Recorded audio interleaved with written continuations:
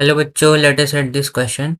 A series combination of N1 capacitors, each of value C1, is charged by a source of potential difference 4V when another parallel combination of N2 capacitor, each of value C2, is charged by the source of potential difference V. It has the same total energy stored in it as the first combination has.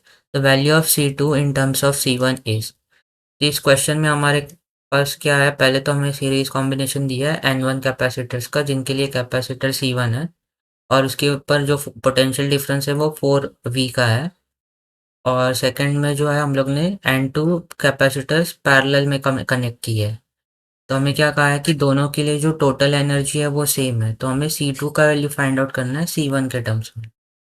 इस question को solve करने के लिए जो की concept हम लोग use करेंगे वो होगा, पहले तो जो एनर्जी स्टोर्ड होता है इन कैपेसिटर ये होता है हाफ सी वी स्क्वायर, जहाँ पे सी जो होता है वो कैपेसिटेंस होता है और वी जो होता है वो वोल्टेज पोटेंशियल डिफरेंस जो होता है वो होता है।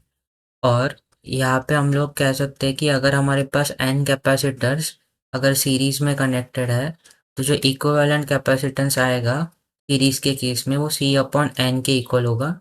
जहाँ पे सी होगा वो कैपेसिटेंस आएगा और एन जो है वो नंबर ऑफ कैपेसिटर्स होंगे।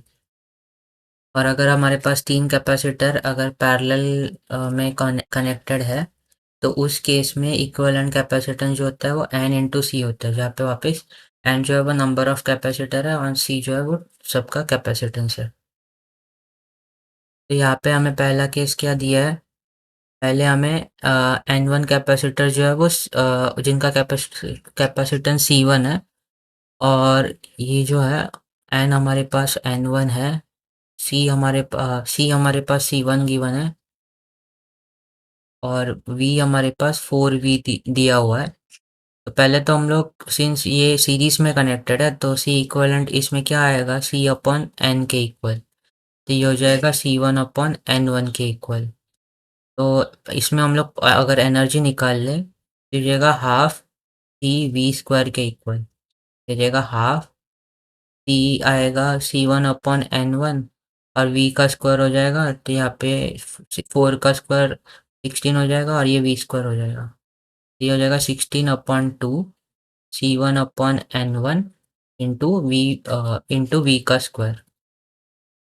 ये हमारा पहले केस में एनर्जी हो जाएगा। सिमिलरली अगर हम लोग दूसरा केस देखें तो यहाँ पे N जो है वो N2 हो जाएगा, C जो है वो C2 है और वोल्टेज जो है वो V के इक्वल ही है, पोटेंशियल डिफरेंस जो है वो V के इक्वल है। और ये जो है वो हम लोग ने पैरेलल में कनेक्ट किया है, तो यहाँ पे जो इक्विवेलेंट कैपेसिटेंस होगा वो N इंटू सी के इक्वल आएगा।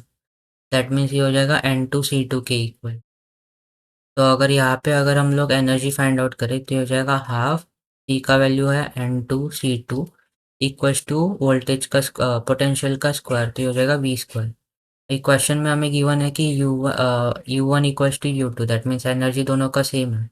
हम लोग लिख सकते हैं 16/2 C1/N1 वी का स्क्वायर, ये होगा हाफ N2C2 वी का स्क्वायर। वी स्क्वायर कैंसिल हो जाएगा, टू कैंसिल हो जाएगा, हमें C2 चाहिए C1 के टर्म्स में, तो ये हो जाएगा 16 C1/N1 इक्वल्स टू N2C2। यहाँ से C2 का वैल्यू हो जाएगा 16